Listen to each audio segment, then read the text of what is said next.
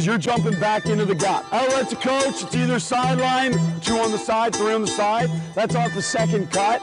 Lead the country in offensive rebounding. Hey coach, welcome to the Basketball Podcast. I'm your host, Chris Oliver. Let's share the game.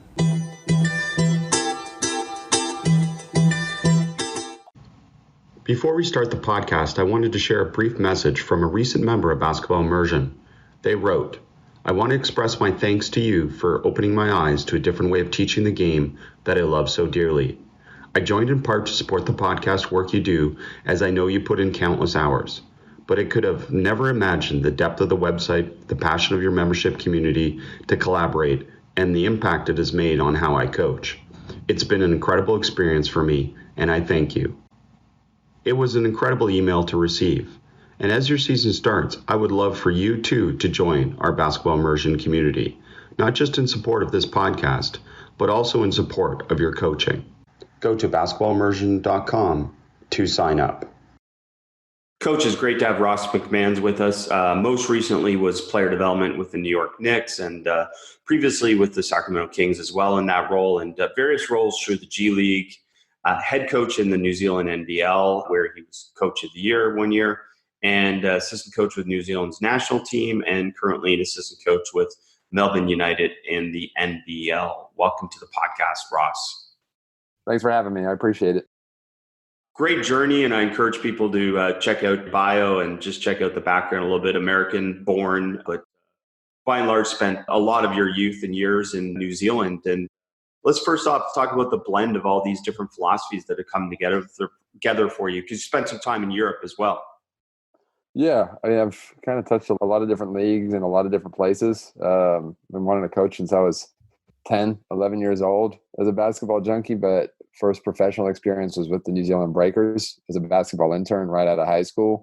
And then from there, got into training business, working with different NBA players from a player development standpoint.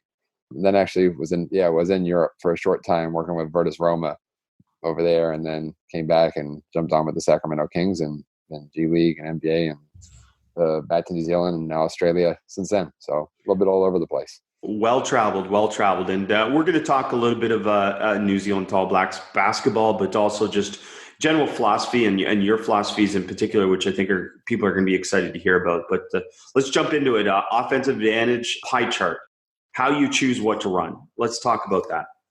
Yeah, so that's one thing. Like any offensive possession, obviously, as a coach, you're trying to discern what's the best possible way on every time your team gets the ball to gain an advantage. And by gain an advantage, meaning to put your team in a position of what I would call dominoes. So dominoes meaning like the point of a closeout occurring, where now whatever set play you call is off. It's now we're just driving and kicking and spacing our way to turning a decent shot into a great shot for us. And so basically that offensive advantage pie chart would be 4 categories: offensive system, offensive personnel, opponents' coverages, and opponents' personnel. And so the offensive system part, first for me, comprises of what I would call the habits package. Habits package would comprise of kind of just, if you roll the ball out in a pickup game, let people play uncoached, naturally, transition would occur. Naturally, dominoes would occur, just straight drive and kick basketball with an advantage. Pick and rolls would occur and post-ups would occur. And so your offensive system kind of comprises of how you build those habits, how you may play in transition, whether that's a free system or a scripted running system, the different spacings of ball screens you play out of. With like take Golden State, part of their offensive system for a long time was playing through the post into split cuts, triangle offense. That may be an offensive system. And then shifting to the next part, you would have offensive personnel, which you make an evaluation of who you have on your team, and that may deem how you choose to add different sets into your offense. So you have a certain specific talent, and that's going to have you gear certain parts of your playbook to that guy if he's someone who can consistently put your team into dominoes based on the advantage he can create, right? So dominoes is essentially play after the play, or you've created advantage, big or small advantage, and then again, you've got them in the blender, you've got them at a disadvantage, so you're keeping the ball moving either through penetration or ball movement, correct? Exactly. And so, yeah, 3 tenets of dominoes. Once we're in it, when it's like a huge part of this is training your team to all recognize at one value that all we are running this offensive possession for from the moment we get it is to try to reach that point where we create that advantage. Number two, having the recognition to see it. So a player doesn't have a closeout to attack and all of a sudden we have our 5-man sprinting into a ball screen and crowding a space at that same time. So having a recognition for when it's occurred. And then once we're in it, rule number one, ball don't stop. It's got to keep moving. We have to have first touch decisions. It's something we talk about a lot. Like it's first touch is a soccer term, but it's understanding what you're doing with the ball before it hits your hands. Basically, as soon as it's hit your hands, you're shooting, you're driving, you're passing to keep that advantage going, keep the dominoes falling. Rule number two, one can't guard two, which really comprises of all your cutting and like short spacing reads that you may make once you're in penetrate and pitch sort of actions. So baseline drive, corner drift, to not allow one defender to guard two with tight spacing. A lot of teams, like you have a corner and a wing on the backside, right? Low man gets engaged on the drive and that high wing has to drop to take two. He has to cover two. I call that the take two guy. And so if you're going by the one can't guard two rule, what's the best way now that we can not allow that one guy to guard two? Either that wing's got to cut to the rim to put him in a tough position, or he's got to lift to the top to stretch out the distance that he's got to cover. And so that rule to me comprises of a lot of the little spacing reads you make in dominoes. And then the third rule, into space, out to space. Once you drive or cut into that space in the paint, how quick can you rock it out to space so the next guy can make a play? The recognition to see it occur strikes me as such an important one, and one that obviously young players struggle with. Is there something that you found that particularly leads to increasing that recognition, improving their ability to be able to make decisions in that recognition? Yeah, one of the most basic drills that we'll do just to drill dominoes is we'll do just a 4-on-4 drill, 4 defenders starting in the paint. And balls thrown to any one of the perimeter players. The rule is you can't give up a 3 on the first pass. So perimeter guys, as long as they can get a clean in rhythm 3, make or miss, drill resets. So it automatically puts the defense in a position where they have to long close out. And so you're going to have low by drives. And so off of that, you're putting your offense in a position where every time relentlessly they're getting domino situations. So that's very, very easy for them to recognize, obviously. And then from there, there's different progressions that we'll do to start building the recognition of that moment of when that closeout is triggered. So different progressions we'll do. It's great stuff. And we're going to get into some of the specific situations with Tall Blacks, since I think a number of people would have watched them most recently, obviously in the World Cup. But let's get into the offensive system. So selecting the system, you've figured out a little bit of you figured out your personnel, you figured out this pie chart where you think some advantages are going to come or who can create advantages. How does that then lead to the offensive system? Yeah, to finish off that pie chart, so we had offensive system, offensive personnel, who you have opponents' coverages going into any given game, looking at, all right, this is a blitz team. If we deem ourselves good enough attacking versus, that's a basically put on a platter dominoes opportunity for us there. If we can hit the short roll or we can move it on quick. And then the fourth one, opponents' personnel. They may have certain guys that you can pick on, certain players you can pick on that create those dominoes advantages for you. And so for us, going into this tour going into the World Cup with the Tall Blacks and looking at our roster, we were put in a position with the group we had to say, all right, we have Greece in our pool, we have Brazil in our pool, we have Montenegro in our pool. All three very talented teams. Greece in particular, a team that's obviously had Giannis, but also had guys like Slukas and Kalaitis that are elite in ball screens and all really good half-court execution teams. And so how are we really going to be able to say we can put ourselves in a position to beat these teams by if we're just playing the same game as they are? Where's our advantage going to lie? And so where our offensive personnel, we had a few guys in Corey Webster and Isaac Fotu who presented some real clear opportunities for us. What we really looked at was more, we have to do something systematically as a group that raises our ability to create an advantage on any given possession. And that's where we started to look at, can we be a transition team? Can we be a fast-paced team? Can we be a team that is searching out advantages from the moment the ball touches our hands, not starting at the 16-second point on the shot clock. I don't know the pace numbers, and I didn't know where to find them. So you can share some of that if you know them in terms of the World Cup and how fast you guys played. The one thing that I did notice in terms of pace, and I assumed you played fast, was that you seemed to be even pushing the ball when there was no pressure, say, on dead ball situations. You were trying to get into the offense fast and try and get to the movement quickly.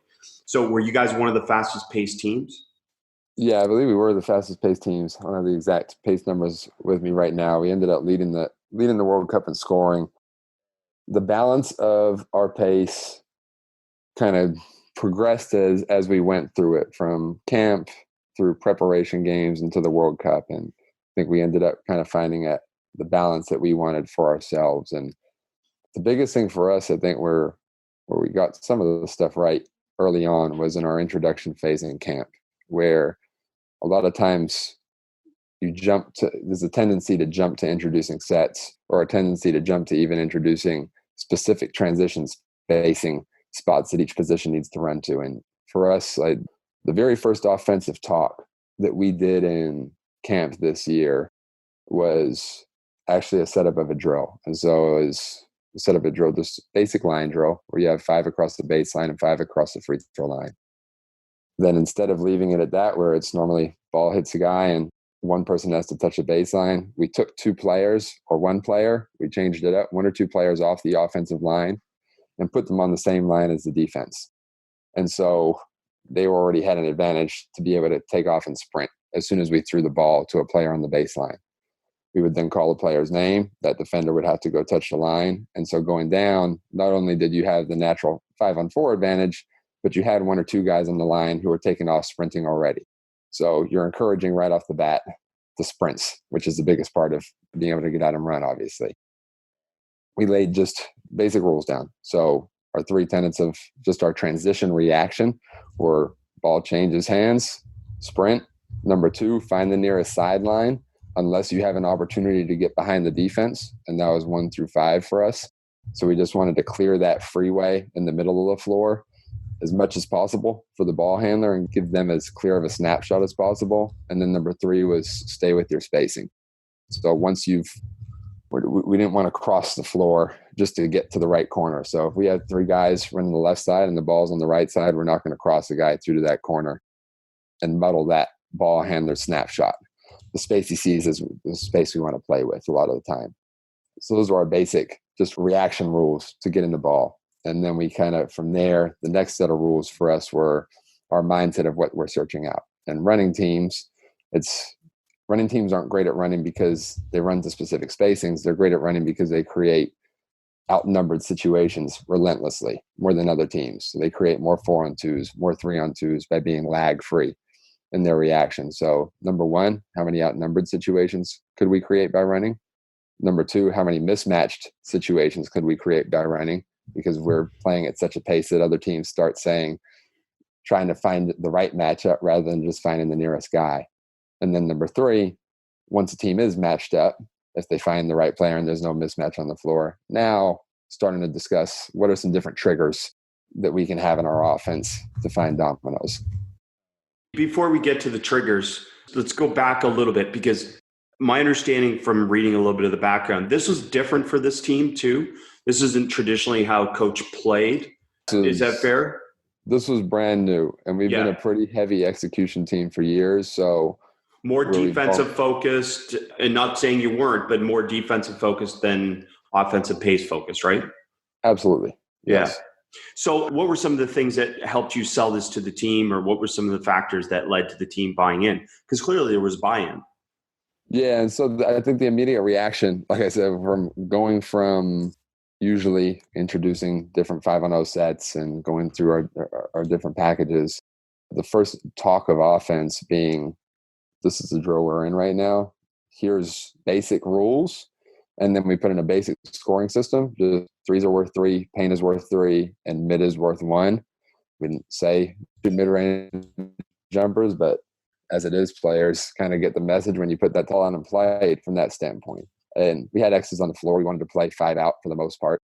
And it was a little wild to start, but right away you saw the willingness of people to get out and play with pace and some of the good things that came from it. And another rule for us was nearest guy inbounded. So we didn't have a designated inbounder. It wasn't 4-man inbound every time. It wasn't 5-man. It was the nearest guy. Sometimes that may be the one if he grabbed it out the net.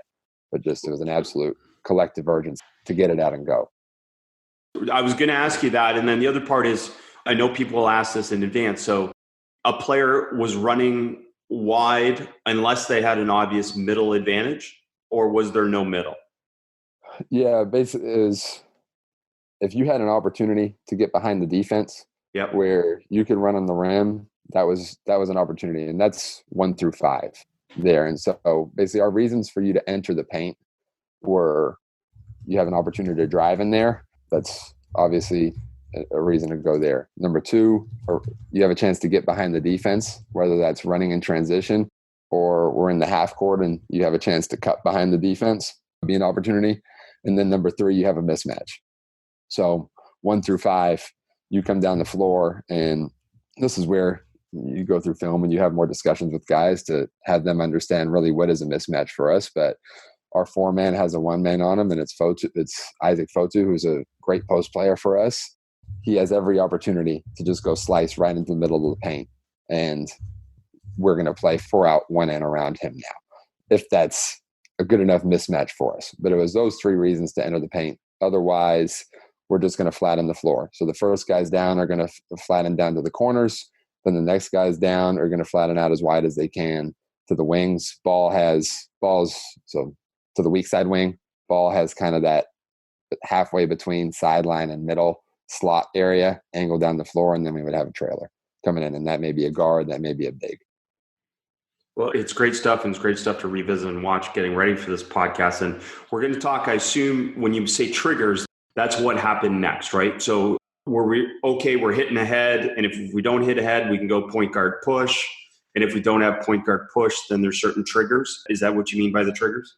Yeah, so the way we built it up is we did our line drill to start off with, and that was a 3-possession game. So obviously on the first one, you're right away creating outnumbered and mismatched situations. Coming back, there may be some mismatch, some matched up situations every once in a while, an outnumbered one.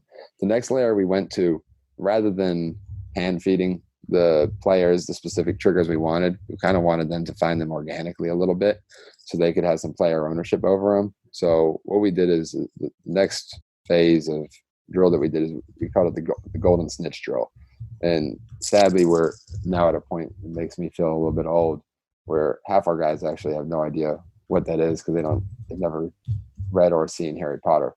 So that's amazing, yeah. which is amazing. But golden snitch, obviously that little gold ball in the Quidditch match that is constantly running around all over the place, and if you find it, it's a game breaker. It's game over. And so our golden snitch drill was 5-on-5. We do it for 3 possessions up and down the floor, and each team would designate their golden snitch on their own team. So we designate our 2 guard as our golden snitch, and any basket that he scores within 2 bounces of receiving the ball, so it can't be off an ISO, it can't be off of just jacking up a shot, it has to be, for the most part, an assisted basket. It counts for a bonus point. So a 3 in the paint or a 3 from 3 now counts for 4, and a mid counts for 2 in that situation. And so naturally, without asking them or telling them to run any specific actions, naturally players with a certain level of IQ, they started finding different actions to get that guy free, whether it was going into quick dribble handoffs for him to get him a shot behind the 3, whether it was sprinting into ball screens, finding quick pinaways in transition. And then naturally the defense started overreacting to those guys. And so the next phase was that player understanding, I don't have to shoot it every time. Me just creating an easy shot for us is better than me trying to jack one up to get the extra bonus point. And so now through film and discussion after it, we were able to pinpoint things that they did on their own organically that we can say, hey, that's what you guys did on this one. We want this as part of our offense. Even though that's something we discussed as a staff ahead of time, now there's a level of player empowerment and belief and buy-in to it that they feel they're in this process of creation with us, which I thought was pretty fun. Yeah, it's great. Make it seem like their idea and obviously build the buy-in from there. So, and obviously you can manipulate things to make sure some of these things organically appear in non-organic ways. and I'm sure you did that as well. But what's your progression after the golden snitch drill? So third layer then was then getting into talking how we play out of specific spacings. So defense is matched up, haven't gone in an outnumbered break, haven't gone in a mismatch situation, and we're in our 5-out spots based on our personnel, how our triggers may look out of those. And so there were kind of 3 main spacings that we talked about, all 5 out, assuming there's a guard ball handler with the ball in that slot area. There's guard in the strong side corner and a big in the trail. And then it may be, we may have 2 guards on the floor on the weak side if we're playing smaller, maybe a big on the guard on the weak side, corner and wing. And so we would discuss our triggers with that. And so we called any handoff a zoom. And so we had corner zooms and trail zooms, which are easy, just quick triggers. We had straight, what we called a wide action, which was that trail guy we always wanted coming down, head on the rim, not giving his answer to the defense early of whether he was going to come into a ball screen or go into a pin, but head on the rim. And then just before he's reaching that top of the arc area, then quickly veering into one or the other. And we kind of, for the most part, wanted to hit more 70% towards the wide pinaways and only 30% towards the drags. One, that was part personnel. We had 2 point guards that were really good just playing in open space, that were speedsters and are hard enough to guard there. And the more we could remove the nail by going away into a pinaway and getting them caught up in that action, the more space they had to play with. And then when they went into the zooms, guard to guard, it opened up even more space. If you had a pinaway there and a zoom here, you kind of had two 2-on-2 games going on different sides of the floor in mid transition. So a lot of, just before you go there, let's both those, if people go watch, you'll see those actions. So a lot of the zooms led to gets or quicks or whatever you call them, dribble hand or handoffs without dribbles afterwards. What did you call them, or what was the process there? Because that looked really effective. And, I can see a lot of people obviously moving towards that in basketball. Right. So zoom for us was a dribble handoff. That's corner dribble handoff. So we, again, guard, point, ball handler, never trying to give the answer too early. So they're head on the rim selling attack. And then as they're getting to that arc or just inside that arc, veering off into handoffs either way. So it makes it pretty tough to be able to switch, because you put the defender in a situation where they're more just in a contain mode than they are trying to communicate, hey, let's guard to guard switch this, or whatever coverage you want to get to. And you put the corner defender and the trail defender in more a shrink position rather than them being able to get to the body and prepare for whatever action's coming next. So zooms are our handoffs. What we call gets, which is like a throw and go with a big, for the most part, a guard to big throw and go. That happened more off of when we had a big running the strong sideline. So we didn't have a guard in that, we had 2 guards weak side, or we had a guard in the trail, or we got a big ahead of the ball. Obviously, they had a mismatch. They had an opportunity to post on that. So that would typically be like a corner empty situation with a lead big. And that turned into kind of like pistols action. Exactly. Yeah. So those guys always had a get for us is a big pistol. Yeah. Basically, they always had that opportunity to snap back for a big pistol. At the same time, as things went on and we recognized like damn near had 12 guys who we felt very confident shooting threes in. Not 12 lights out shooters, but we had 12 very capable 3-point shooters. And so as it went on, we more and more encouraged our bigs a lot of time. They were ahead on that strong side, just to sprint to that strong side corner and leverage their space in there. And we did some guard to big zooms out of the corner where we just got them threes early in the clock. And all of a sudden, versus Montenegro, you got a Nikola Vucevic having a guard a big coming out the corner on a handoff and him being stuck out on the perimeter rather than being able to roam the paint and protect the rim. The other thing I saw on some of the Pistols actions was you guys would throw it from pretty far away in terms of traditional Pistols kind of triggered by crossing half, and you guys would run it higher and wider and in more space often. Is that just organic? That's just where that happened? That was honestly more organic for us on that one. And that one, the gets with the bigs, that's not something that came in this year. That's something we've been doing for a couple of years now. And so our guys have developed a pretty good feel for it, or our bigs do a pretty good job of sprinting the floor and recognizing like their bigs already ahead of them. They don't have an advantage down the floor, and they quick snap back on kind of a hook action for those early kick ahead gets where the guard can run off either direction for a quick hand back. yeah, that's kind of been a read that they've grown to get better and better at. It's great stuff. And then transition pinaways. And then also it looked like some ball screen actions from variable locations. It wasn't typical trail big drags. It was big in a wide spacing spot coming to set the ball screen from, almost a cross angle, which seemed to cause some issues for the defense. Was that conscious? Yeah, I would say that happened more as a function of, again, we wanted to limit our drags. Where the drags happen the most were on corner empties with nobody ahead of the ball there. And so in that situation, we wanted our ball handler to use all that corner empty space, but the nearest, normally the 5-man, to come into a drag on that one, and then we could space opposite. And so sometimes they may be on the other side of the floor and they'd recognize that and run across to get to it on those ones. Those ones we compromise kind of our stay with your spacing rule a little bit, just because sometimes you bring your 4 into it and they're more of a switchable. Our 4s are smaller, so teams are more willing to switch with us. So a lot of time our 5 was our only real, like from a ball screen perspective, our only ball screen trigger that was going to get them out of a switch coverage. And so that would happen in those situations. But again, more often than not, we wanted that big leveraging his trigger, going away from the ball into pins, going into flares, being spaced in the corner, and now being in an inverted handoff with the guard. Just constantly putting other teams' players in positionally in situations that they're not used to defending. And by not having set spots that our 4s and 5s had to run to, by them sometimes being in the weak side corner, strong side corner, just based on the spacing they ran with, defensively, you're in a situation where you can't run back in the same D-trans pattern that you're used to. You're constantly in a situation where you're having to locate your guy in different areas of the floor. What are some of the things that helped you develop the triggers and the decision-making of what trigger to use for your players? So, yeah, after that golden snitch layer, the next thing we did is we played out of just 3/4 court. And so we would put our offense basically in a line at 3/4 court and defense down on the baseline, facing them on the opposite baseline, facing them basically matched up. Whoever was going to guard the ball could start just behind half court.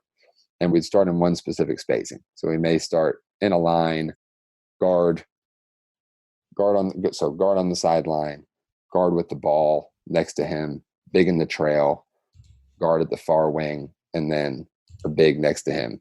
And we'd sprint and we'd hand the guard the ball.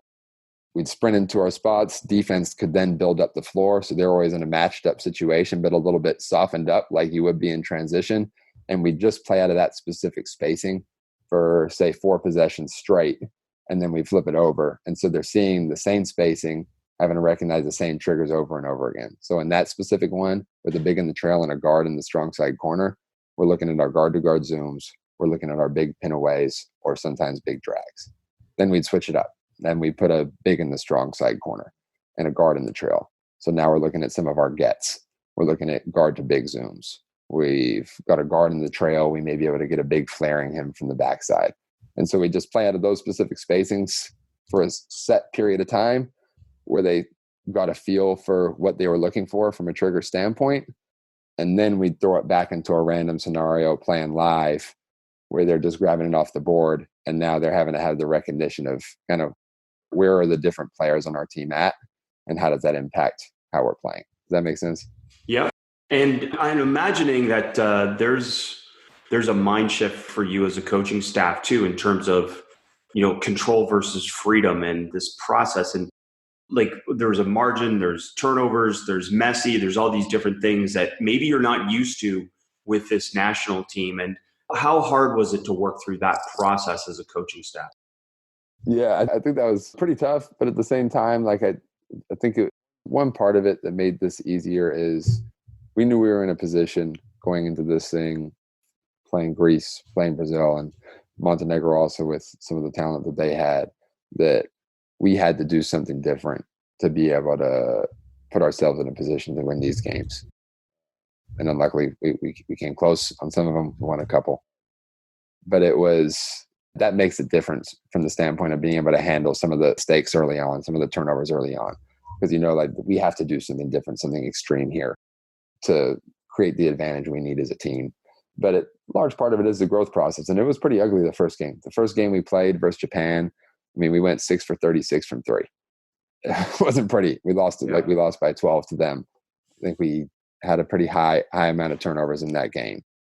But it's just relentlessly through film, showing a lot of good examples and going through it, looking at the threes and as a staff first and saying like, hey, can we live with all these? And we looked at it and we were like, well, 34 of the 36, actually, those are great threes for us that we're really, really, really comfortable with as a staff. And then the players needed to hear that because they were uneasy with it. They were like, oh, damn, we shot that many and missed that many. Like, are these good shots for us? And once they heard it from our staff, I think it helped them understand that it was good for us. And one thing that me and Zico, who's been on the podcast before, were talking about the other day, is something that we think is might be one of the most important things in coaching, that we call the coach's clap, which is like, it's the process oriented clap, not the result oriented clap.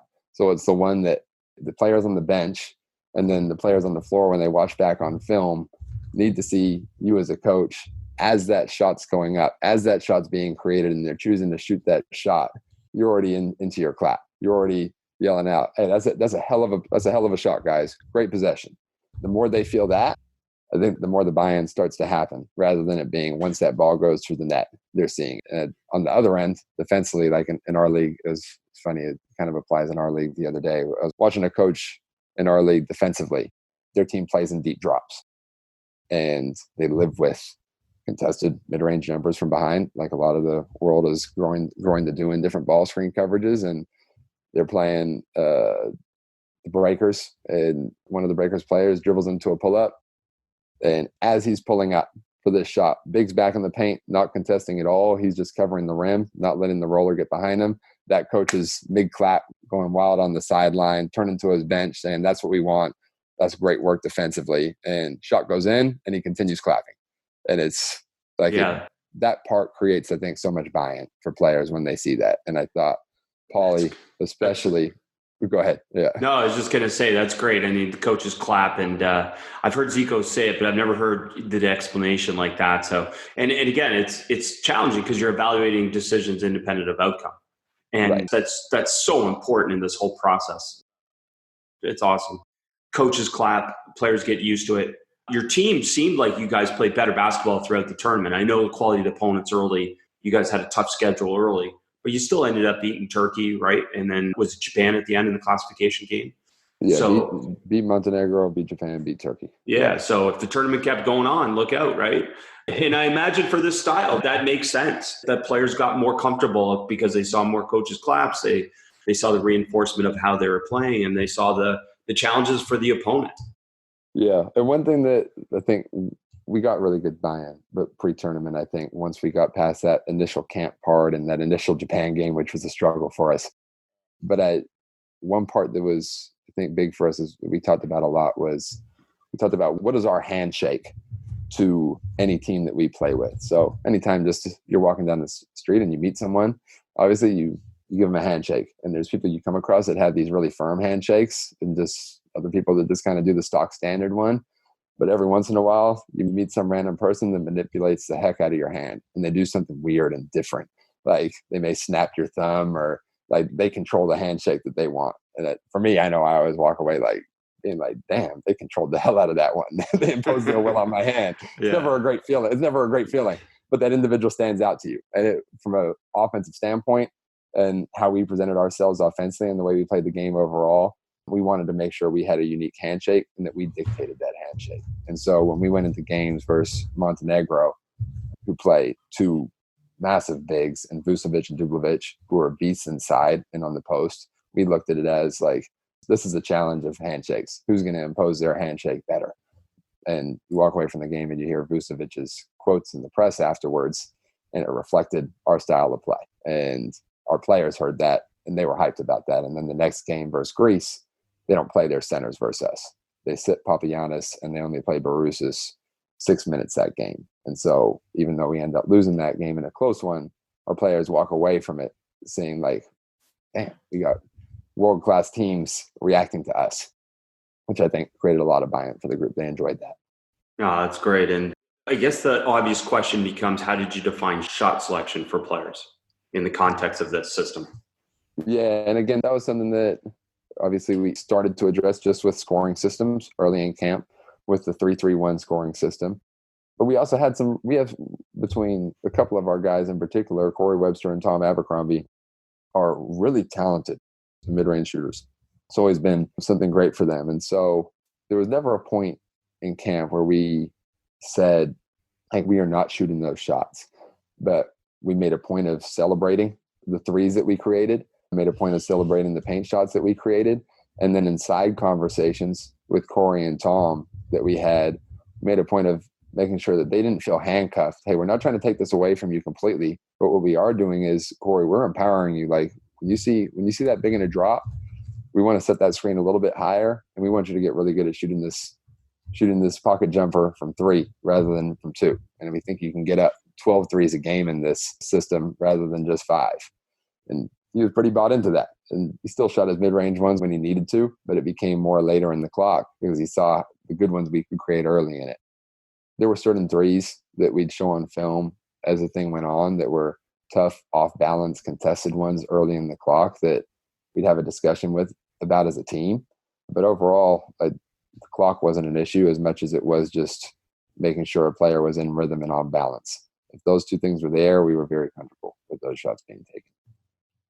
It's good stuff. It's again, it shows how a philosophy and a style of play can merge and again, empower a team with confidence. So it's really good stuff, and I appreciate you sharing this and the coverage solutions, because let's dive into this a little bit. You already mentioned if they switch. So is that one we can start with? How do we beat a switch? Yeah. So one thing, I guess, is a mindset for us with that, which was going into facing any coverage as a team. Is our mindset as a staff going to be, do we want to kill the coverage or do we want to punish the coverage? And what I mean by that is, take, for instance, the team that's going to blitz, that's going to put 2 on the ball on a ball screen. Punishing the coverage would mean we're going to accept, we're going to run actions that are going to put them in a position to do their coverage. They're going to be able to blitz it. But we're going to make sure we're spaced in a way and make sure we've drilled our players in a way that we're confident that we're going to be able to execute very well versus that coverage. So it's a middle on ball, and we have a good screener who's a short roll decision maker. We're going to find him on the short roll, and we have shooting around him, and we're going to make our reads from there. And that's going to be our way of punishing it. Compared to kill the coverage in that situation would be, what sets as a staff can we script that aren't going to allow them to get to that coverage? Or can we screen our 5 into the action that gets their guy a little bit late? Can we set a back screen with our 5 that makes their man soften up and then run them into it? So, like, a good example is, to me, from one playoffs to the next. 2 years ago in the playoffs, Damian Lillard is able to get blitzed by New Orleans relentlessly, and they don't do a good job of punishing the coverage for whatever reason. They weren't able to do it, and they struggle in that series. Whereas you take it to this year, and they play versus those coverages in the playoffs when they came in blitz Dame, and they got better at punishing the coverage, but 2, they also added in sets in their action that didn't allow teams to get to a blitz on Dame, where he saw more drops. He saw bigs late coming into that blitz where he had space to get into shooting the ball. And so that was always a discussion as our staff going into any game. What coverage is this team going to play versus us or versus one of our main pick and roll players? And are we confident playing versus it? Or do we need to have a set that manipulates the defense to play the way we want to? And in a tournament like that, is there less variability in the coverages? Because basically teams get no time to practice, right? Just game day shoot video to try and sort it out. Is there less variability in terms of what you're going to play against? Yeah, I mean, I think it's more I think there's still a pretty good amount of variation from the standpoint of each team has built up their defense how they want to. I mean, for us playing Brazil, they started in drops and then they ended up in hard shows. With Montenegro, they were always in deep drops, and then we played Greece and they were straight switches. In general, with Corey Webster, with the way he played in the lead-up games, with the way he was scoring the ball and shooting the ball off ball screens, it was a educated guess that going into the tournament, teams were going to be very aggressive on him. So that they were going to be up blitzing, and they were going to be up aggressive switching. And so we kind of able to have a sense of scouting what coverages we were going to see. So just give us a little bit of a list for coaches. What are some coverage solutions that we should be thinking about? So for drops, like the punish the coverage version of that would be finding your way to get your best scorer in the drop who's able to hit pull up threes off the pick and roll if they're going to play back, or if he's a great if he's a great floater guy, or if you have a lob roller and you're very confident being able to make decisions playing versus that. Kill the coverage version of that would be versus drops. What's become really popular would be the Spain action, being able to back screen the guy on the drop and not allow him to stay playing it as a 2-on-2 game. That generally has teams come out of the drop or have to move their big away from the ball. Playing versus a blitz. The punish the coverage version would be playing versus a short roll on that, finding the guy on the short roll and playing 4-on-3 behind the action and getting good at cutting the guy from the corner on that. Or it may be moving it quick to a guy on the perimeter for a pass action if your screener is not a great short roller and you want him more diving hard on the rim. The kill the coverage version would be, like I said earlier, maybe screening that guy into it so you get the big late, using him as a back screener to soften his man up, and then running him into it. Yeah, you go into switches, into unders, into ices, same deal. There'd be different versions of that for those. That's awesome. Now that gives great perspective on kind of how to frame it as a coach and how to approach all the different situations, not just those ones as well. So what were some of the measures that you tracked in terms of the analytics and things that helped you guys, again, support what you were doing or give your team an understanding of what success meant? Sorry, Chris, before we jump to that, I guess the one other thing I'd say to that coverage conversation, the philosophy around that is one thing we were always very aware of was never being a prisoner of the coverage is what we call it. And so a team is really good at, you've deemed going into a game that this team blitzes and this is going to be a great advantage for us, but it gets into the game and you're not being effective versus blitzes, and maybe you don't have the sets in your system to be able to stop them from blitzing and kill the coverage.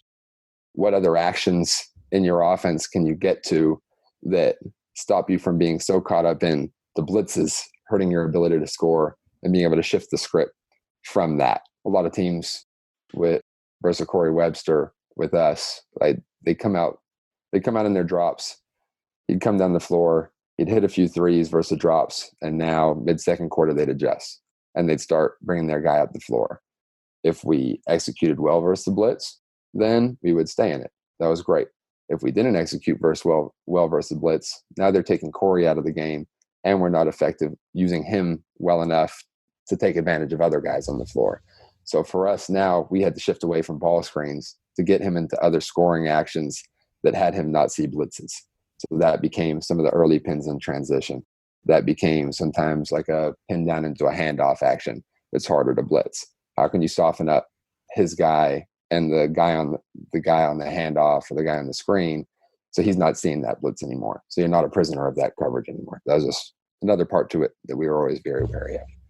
No, I love the depth of that for sure. And yeah, no, it's just, again, the language, the phrasing adds a simplicity to it, even though, again, there's definitely depth and complexity to this. But I assume, again, were you framing it this way for your players? We talked about the kill the coverage, punish the coverage stuff. We talked obviously concepts like Dominos and different stuff there. There's always a layer that you go deeper as a staff than you do with the players. You want them to know as least as they need to know, so their minds are free to play, especially with the way we're playing, which is fast and free and instinctual. So there's always a level of information that we want to stop at as far as what we're giving them. But yeah, so getting into let's talk about the evaluation of it then in terms of the analytics. So talk about that. The things we tracked, again, we didn't get into a super amount of different things we tracked. And obviously in the NBA, you have your second spectrum stuff and you have access to more stats that you can use.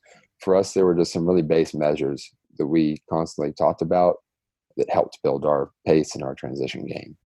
Number one was something that we called bolts. And so bolts for us is just defined as a real life sprint. And we just charted that every single game from defense to offense. How often did we get real life sprints from one end to the other and just from one individual? and we chart that as a whole team. Was that subjective, or what defined that? For us, that was subjective. So that was our coach's eye.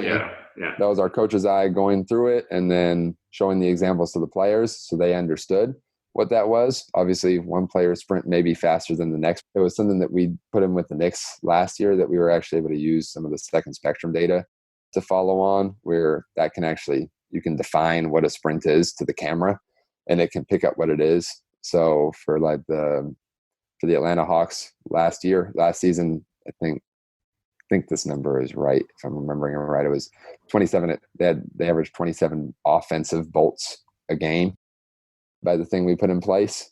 And so that was our number that we put down for Tall Blacks for New Zealand that we always wanted to be able to exceed. And so we talked about it all through camp. We went into the first game and we come out of it and we had 8 bolts for that game. And so obviously that was a tough discussion with our group where we talked about it and discussed it and showed clips of why aren't we sprinting in this situation, or why aren't we having the immediate reaction where we're lag free to get out and go.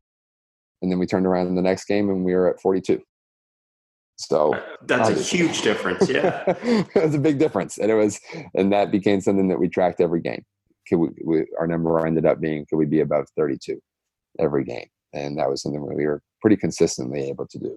That's great. Well, getting guys to buy into that. So that was stat number 1 that we tracked. Number 2 for the ball handlers was how often we could get the ball below the free throw line extended by 17 seconds on the shot clock.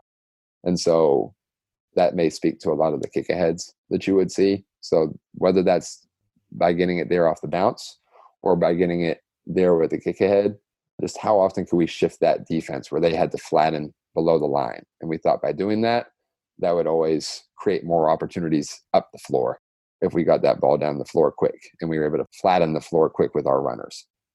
So that was another major one that we tracked. That's great. Anything else? The next ones, we talked a little bit about just percent of total shots in a game from rim and at 3. So that spoke to kind of trying to eliminate the mid-range a little bit. Could we be above 85% every game on that? Our shots being rim or 3. Mm-hmm. And then the last thing was a player evaluation that we did from one game to the next, which was basically just a 1 through 3 rating that every player had to just send in like our little WhatsApp chat post game, which was they had to rate their next play mindset, which was for this one, was an offensive rating. So their next play mindset going from defense to offense. How immediately were they able to react to getting the ball out of bounds, nearest guy, getting 1 foot out, and then throwing it in to a guy, our guys getting out and sprinting. A huge thing on made baskets for us. We became like kind of one of our calling cries is what we call clapbacks. And so anytime a team scored on us, it was how quick can we clap back? Obviously, someone you're with a group of friends and someone makes some sort of joke about you or is talking trash, some sort of insult to you, the quicker you can come back at something with them, the more you take the spotlight off of you. So for us, it was how quick can we clap back at the other team? How quick can we seize that moment and take off going the other direction? And so that played into our next play mindset often. Number 2 was rating 1 through 3, just our sprint, like individually. That was sorry, when you're saying this, is this self-evaluation they're posting in the WhatsApp, or is it? This is self-evaluation. Okay. All right. They would send in a private text to us as a staff individually. Okay. Yeah. They would send their next play mindset, evaluating themselves. They would send their sprint rating for themselves. They would send, if they were someone who's pushes the ball quite often as a primary ball handler, they would send their rating 1 through 3 on their dribble push. Just how often they felt they were able to get out and push it and create advantages in transition and get it below the free throw line by 17 seconds on the shot clock. And then number 4, they would rate the group on how our spacing felt. Just how often did you feel that the snapshot you were seeing was one of space and open paint to attack? And we'd average it out. We'd give that rating to the group the next day. And so just 4 things that were critical to our offense, obviously, that the team grew to gain an understanding of what does a 1 feel like, what does a 2 feel like, what does a 3 feel like. And did you find players were harder on themselves generally than coaches would be, or where did that fall in that range? Yeah, New Zealanders generally have a trend of being a pretty tough on themselves group, I would say. And so, in general, they were pretty tough on themselves early on. But on the sprint one, that was one where it was rated probably too high right off the bat, and they had to grow to understand really what that was. So I think where we walked away with after that first game with a 2.3 being really good, 1 being poor, with like a 2.5 average on our sprint from the team. Our staff rated it obviously only getting 8 bolts as a 1 or a 0.5. And so that got the message to them pretty quick, and they started to understand what that felt like. Well, it makes sense because, again, it's new to a lot of them, right? They've never experienced that pace and that understanding. So I guess maybe the biggest adjustment, I'm not sure, but is for some of your traditional bigs. And was that the hardest part for them? Was the traditional big kind of shifting to this more perimeter-oriented transition spot, or not a traditional trail or middle run spot? That was really tough for a couple of them, and they showed tremendous growth in that through us consistently drilling it and the film sessions that we did with them, and them just growing in their understanding. But more than anything, the toughest read for them was when they were ahead of the ball, and recognizing that just because they're ahead of the ball doesn't mean that's a reason for them to run to the paint. It's only if they're ahead of the ball and they have an opportunity to actually get behind the defense. But otherwise, if their man's in front of them, unless that's a smaller person and they have an absolute mismatch and they can go just pin them inside, we wanted them to veer off to the nearest sideline in that situation. And again, give that snapshot of space, or veer off into if they're ahead of the ball, normally they're exiting out to one of the corners and they're down the floor that way, or snapping back into a get. But that was the toughest read for them, recognizing that, but that cleaned up pretty well. The next part is just as a group understanding there's a big difference between spacing at the wing, like hugging the line, compared to spacing wide and stretching the sideline as much as you can. And that's where obviously you see different NBA teams put in their 4-point lines out. Milwaukee Bucks put in different X's on the floor, super wide to really understand the difference of that. And especially on a FIBA court, that's even more of a challenge. You have to be even more disciplined with that. And then the more reps that the bigs got, the more little breakdown drills that we did, the more they grew in that area. Well, and I guess the follow-up question is did those traditional bigs who struggled with it, did they end up liking it at the end? Yeah. I imagine they did, right? I think they did. I mean, for one of our bigs was a really high-level shooting big. So that played into his hands, and he was really good snapping back into gets and recognizing that stuff. He picked it up pretty quick.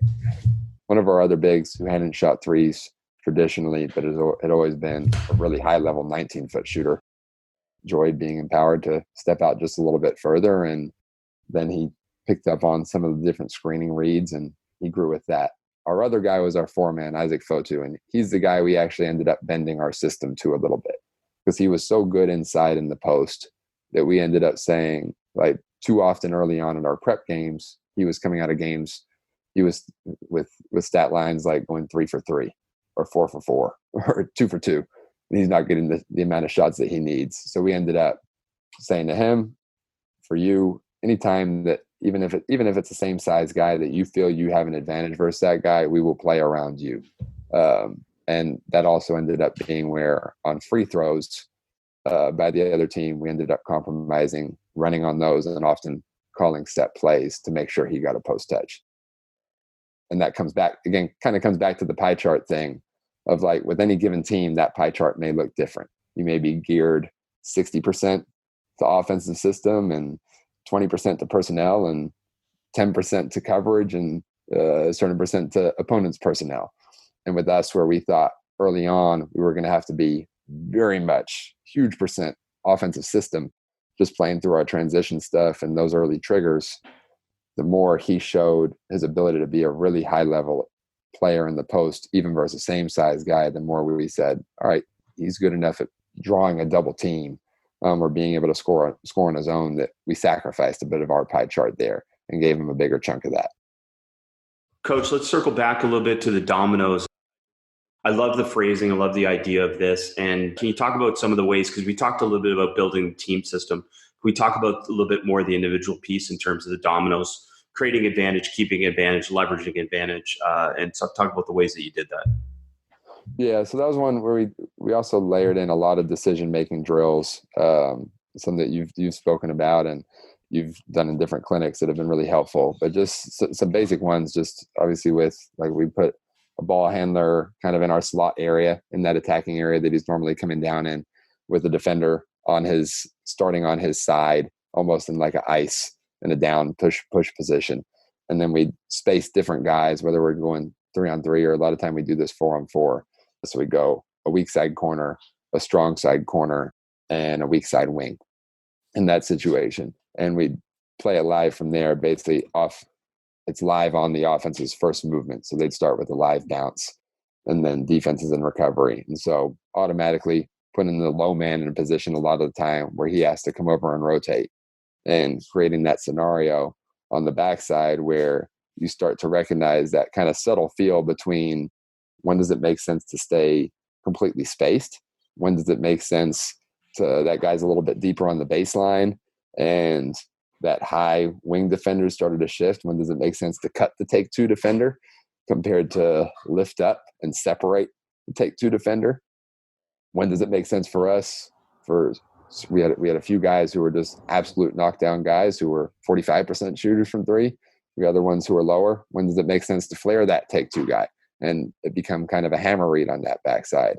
And so by drilling the heck out of decision-making drills like that, it helped us kind of learn how to operate better out of different domino situations. We'd also often start it in a bad spacing scenario. So we'd do it with the ball handler at the wing with the defender on his hip, kind of pushing him middle in a beat position. But we'd start the next guy almost at the top of the key, a little bit over, nearer to the ball. So his defender was very close in a position to be able to plug on it. Where as soon as that drive starts happening middle, if that top guy doesn't immediately start sprinting on his wing drift to honor that one can't guard two rule number 2 at Dominos, then we're going to be in a really tough place and he's going to be able to plug up that gap. So sometimes we give him good spacing scenarios to play out of in those decision-making drills, and sometimes really poor ones. Love it. Obviously, it's great stuff. And I just got to say it again, what you said about starting bad spacing scenarios. You don't start there, but you get there. And that's such an important part, because as we know, the game doesn't always unfold the way that we map it out in terms of the template. So players have to figure it out. So what a great point there that I hope coaches note. And Ross, I mean, I can't thank you enough. I thought this is tremendous, just tremendous information and depth of understanding of how you guys are trying to play. And I'm curious, with Melbourne United, are some of these concepts being used this year? Little bits and pieces. With this team, this is a different group, and it's also one that I'm coming into as a new guy. They've been a really successful team for a really long time. Dean Vickerman does a great job. Yeah, great job there. Dino does an awesome job. They won a championship 2 years ago. They lost in the finals this year. And obviously a lot of Australian guys that have been comfortable playing in Aussie flow action that the Boomers team runs. It's been really successful for them. Absolutely. So a little bit more of that stuff going on. But when it comes to the habit stuff, as far as your habits in transition, your reactions in dominoes, your ball screen coverage reactions, to me, those are basic tenets of basketball that you're going to see in any offense, no matter how you play, that often are overlooked for putting in sets first. But it's can you teach your players to play the best high level type of pickup by drilling the hell out of those situations, and that's what's actually going to make all your set plays and half court actions so much cleaner, and what's going to make you an execution team in the long term. Ross, can't thank you enough, man. Great stuff, great sharing, and I know you're going to do great things as you keep moving forward in basketball, and we look forward to learning more from you in the future. Thanks for taking the time. Really appreciate it. Thanks a lot. Awesome podcast, what you're doing with this and bringing different people in and different sources of knowledge. It's so cool. I've learned so much from it, and yeah, thanks a lot for doing this and having me on. Awesome. Well, now you're a part of it, so even better. Yeah. To find out more about Coach and all we spoke about today, please take a look at the show notes for today's episode. I love to share the game and have basketball coaching conversations, So connect with me on social media. You can find all my social media information and all your membership, clinic, and consulting needs at basketballimmersion.com. That concludes today's episode. I know there are so many podcasts out there. Thank you for taking the time to listen to the Basketball Podcast with me, your host, Chris Oliver. Please subscribe and share the podcast with your friends and colleagues so that we can keep bringing you the best of what's out there and share the game.